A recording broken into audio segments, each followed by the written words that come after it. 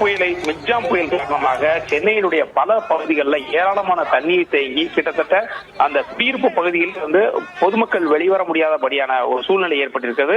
ஏற்கனவே தென்சென்னை பகுதியிலான வேளச்சேரி, துரைப்பாக்கம், மடிப்பாக்கம், ஊரப்பாக்கம் உள்ளிட்ட பகுதியிலும் வந்து கடுமையான ஒரு சிக்கல்களை வந்து மக்கள் சந்தித்து வருகின்றனர்.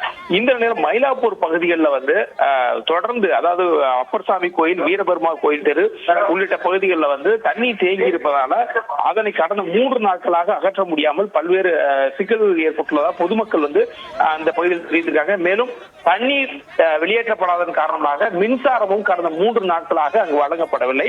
இதனைத் தொடர்ந்து அப்பகுதி மக்கள், வீரபெருமாள் கோயில் தெரு பகுதி மக்கள், அப்பர்சாமி கோயில் தெரு பகுதி மக்கள் உள்ளிட்டவர் வந்து தீப்பந்தம் ஏந்தி தங்களுடைய போராட்டத்தில் வந்து ஈடுபட்டு வருகின்றனர். உடனடியாக தங்களுக்கு தண்ணீரை வெளியேற்ற வேண்டும், அதே போல உடனடியாக மின்சாரத்தை வழங்க வேண்டும் என்பது உள்ளிட்ட கோரிக்கைகளை வலியுறுத்தி மயிலாப்பூரில் வந்து இருளான அந்த பகுதியில் வந்து தீப்பந்தம் ஏந்தி போராட்டம் நடத்தி வருகின்றனர்.